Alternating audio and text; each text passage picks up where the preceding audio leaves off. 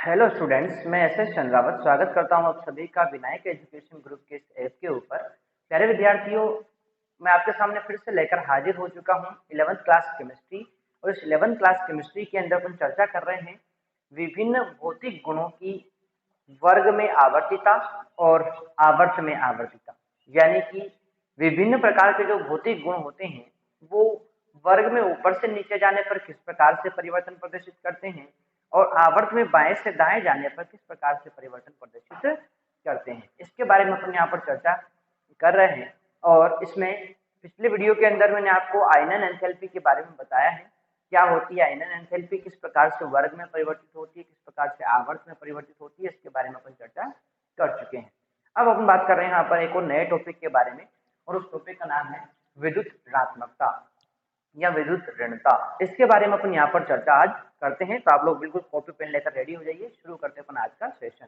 देखिए, बात करें अपन विद्युत ऋणता के बारे में, विद्युत ऋणात्मकता के बारे में, तो पहली बात आती है कि विद्युत ऋणात्मकता या विद्युत ऋणता होती क्या है। तो देखो, सहसंयोजक बंध से जुड़े किन्हीं दो परमाणु, यानी कि ऐसे दो परमाणु जो सहसंयोजक बंध से जुड़े हुए हैं, ठीक है, दो परमाणुओं में से किसी एक परमाणु द्वारा बंध के इलेक्ट्रॉनों को अपनी ओर आकर्षित करने की जो क्षमता होती है उसे अपन विद्युत ऋणता कहते हैं, ठीक है ना। यानी कि दो परमाणु हैं, सहसंयोजक बंध द्वारा जुड़े हुए हैं, उनमें से किसी एक परमाणु द्वारा बंध के इलेक्ट्रॉनों को अपनी ओर आकर्षित करने की क्षमता कितनी होती है, इसी को बोला जाता है क्या, विद्युत ऋणता। जैसे एक सामान्य सा उदाहरण मैं आपको यहाँ पर दूं कि मान लेते हैं यहाँ पर देखो एक यौगिक है H और Cl, ठीक है। यहाँ पर H और Cl की अपन बात करें तो H और Cl जो होता है, इसमें इन दोनों के मध्य जो बंध है ना, ये मान लेते हैं सांझे से बना हुआ बंध है, यानी कि ये सहसंयोजक बंध है। एक इलेक्ट्रॉन इसने दिया सांझे में, एक इलेक्ट्रॉन इसने दिया सांझे में, तो सांझे के परिणाम स्वरूप इस सहसंयोजक बंध का निर्माण यहाँ पर हो रहा है, ठीक है ना।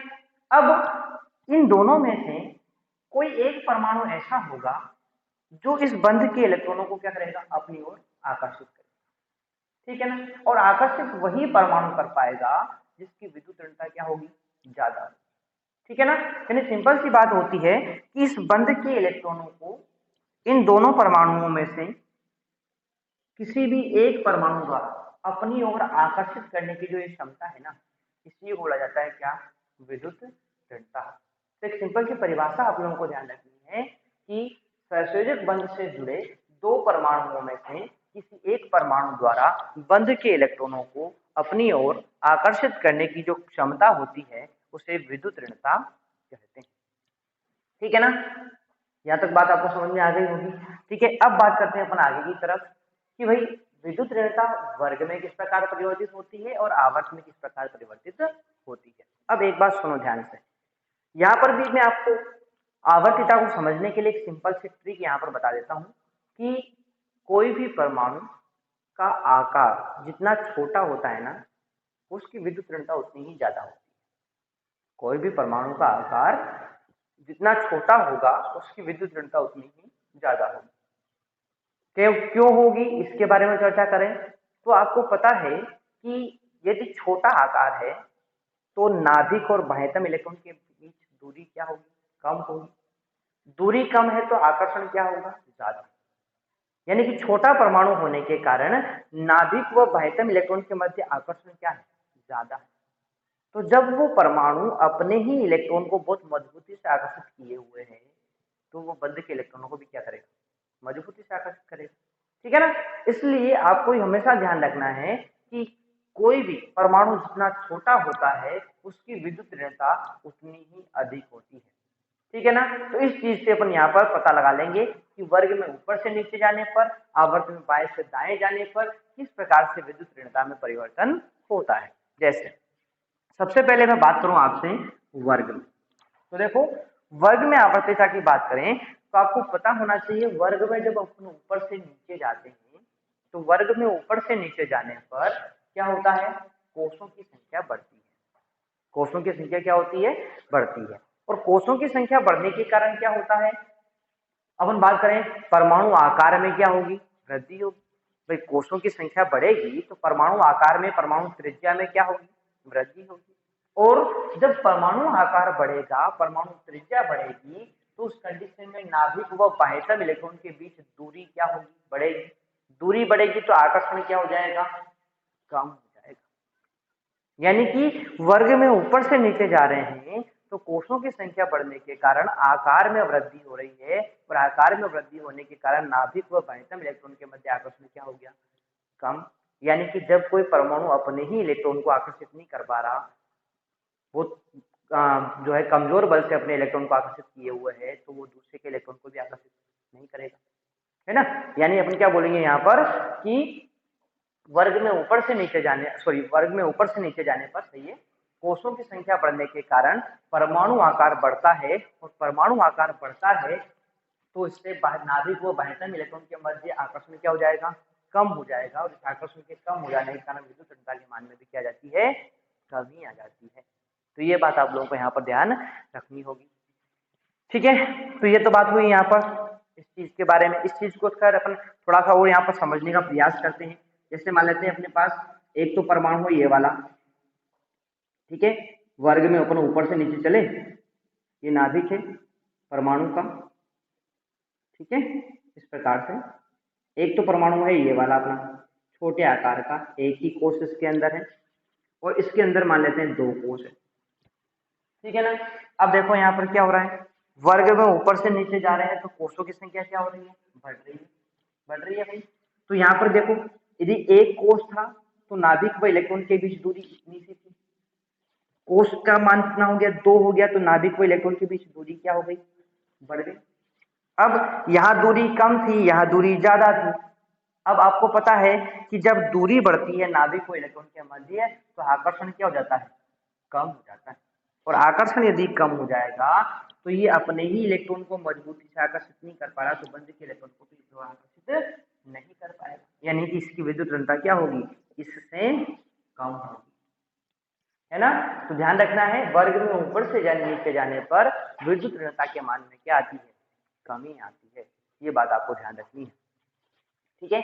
आगे बात करें अपन आवर्तिता के बारे में, कहां पर, आवर्त में। तो आवर्त में आवर्तिता के बारे में हम बात करते हैं।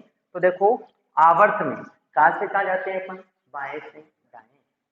तो जब आवर्त में अपन बाएं से दाएं जाते हैं तो कोषों की संख्या तो आपको पता है क्या रहेगी, समान रहती है। कोषों की संख्या तो क्या रहेगी, समान रहेगी, परंतु परमाणु क्रमांक लगातार क्या हो रहा है, बढ़ेगा। अब परमाणु क्रमांक बढ़ेगा तो नाभिक में प्रोटॉन की संख्या भी क्या होगी, बढ़ेगी।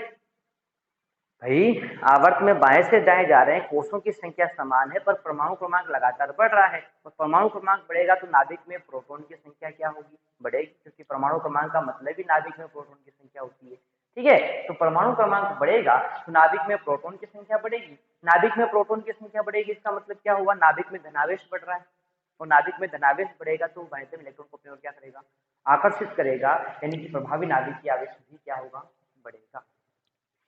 और जब नाभिक का बाह्यतम इलेक्ट्रॉन पर आकर्षण बढ़ चुका है तो बाह्यतम इलेक्ट्रॉन कहाँ आएगा, पास में आएगा, यानी कि आकार में क्या आएगी, कमी। और आपको पता है, मैंने बताया है भी कि आकार जितना छोटा होगा विद्युत ऋणता उतनी ही अधिक होगी। यानी कि नाभिक व बाह्यतम इलेक्ट्रॉन के मध्य आकर्षण बढ़ जाने के कारण विद्युत ऋणता के मान में क्या हो जाती है, वृद्धि हो जाती है, ठीक है। तो इस प्रकार से अपन ने यहाँ पर बात की है कि विद्युत ऋणात्मकता या विद्युत ऋणता किसे कहते हैं, वर्ग में किस प्रकार से परिवर्तन आएगा, आवर्त में किस प्रकार से परिवर्तन आएगा, इसके बारे में अपन ने यहाँ पर आज चर्चा की है। उसमें अपन ने क्या बताया, एक बार फिर रिपीट कर रहा हूँ मैं। विद्युत ऋणता या विद्युत ऋणात्मकता क्या होती है, तो देखो सहसंयोजक बंध से जुड़े किन्हीं दो परमाणुओं में से किसी एक परमाणु द्वारा बंध के इलेक्ट्रॉनों को अपनी ओर आकर्षित करने की क्षमता विद्युत ऋणता कहलाती है। जैसे ये दो परमाणु थे, हाइड्रोजन व फ्लोरीन, दोनों किससे जुड़े हुए हैं, सहसंयोजक बंध से जुड़े हुए हैं। अब इन दोनों परमाणुओं में से कोई भी एक परमाणु ऐसा होगा जो इस बंध के इलेक्ट्रॉनों को अपनी ओर क्या कर लेगा, आकर्षित कर लेगा। और ध्यान रखिएगा, इनमें से वही परमाणु आकर्षित करेगा जिसकी विद्युत ऋणता क्या होगी, ज्यादा होगी। और विद्युत ऋणता ज्यादा होने का अंदाजा कैसे लगाएंगे अपन, आकार के छोटे होने। क्लोरीन का आकार छोटा होता है इसलिए इसकी विद्युत ऋणता ज्यादा होती है और इसीलिए ये बंद के इलेक्ट्रॉन को अपनी ओर क्या कर लेता है, आकर्षित कर लेता है। तो ये तो क्या हो गया, अधिक विद्युत ऋणी परमाणु हो जाएगा और ये कम विद्युत ऋणी परमाणु हो जाएगा, ठीक है ना। इस प्रकार से बंद के इलेक्ट्रॉनों को किसी एक परमाणु द्वारा अपनी ओर आकर्षित करने की जो क्षमता होती है वो क्या कहलाती है, विद्युत ऋणता कहलाती है। ये मुख्यतः आवर्तता की बात करें तो वर्ग में और आवर्त में बात करें, देखो वर्ग में क्या होगा, वर्ग में ऊपर से नीचे जैसे अपन जाएंगे तो कोषों की संख्या तो बढ़ती है परंतु परमाणु आकार, तो देखो क्या होता है, कोषों की संख्या बढ़ेगी तो उससे परमाणु आकार क्या होगा, बढ़ेगा। परमाणु आकार बढ़ने के कारण नाभिक व बाह्यतम इलेक्ट्रॉन के मध्य आकर्षण क्या हो जाएगा, कम। और जब परमाणु आकार बढ़ रहा है, आकर्षण कम हो रहा है, तो उस कंडीशन में विद्युत ऋणता के मान में क्या आएगी, कमी। यानी वर्ग में ऊपर से नीचे जाने पर विद्युत ऋणता के मान में कमी आती है।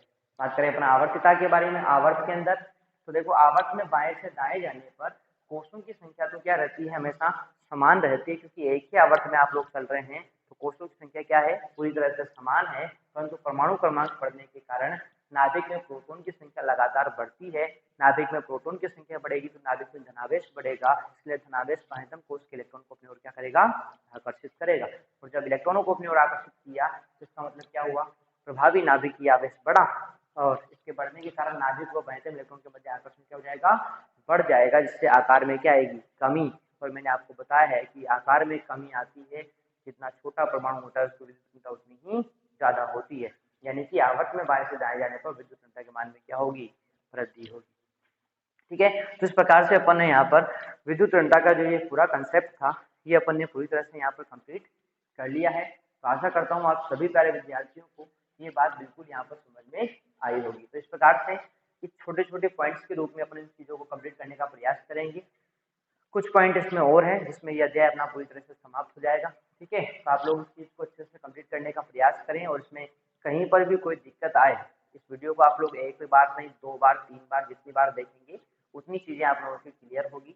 तो आप लोग इस वीडियो को अधिक से अधिक देखने का प्रयास करें और इसमें कहीं पर भी कोई प्रॉब्लम आती है तो आप लोग कमेंट बॉक्स में कमेंट करके ज़रूर बताएं, ठीक है ना। और आप लोगों का जो है जैसे ही ये टॉपिक अपना समाप्त होता है तो उसके बाद आपका टेस्ट का आयोजन यहाँ पर किया जाएगा, तो आप लोग टेस्ट के लिए भी बिल्कुल तैयार रहें, ठीक है ना। तो ये था अपना आज का सेशन, मिलते हैं अपन नेक्स्ट सेशन में, तब तक के लिए टेक केयर, बाय।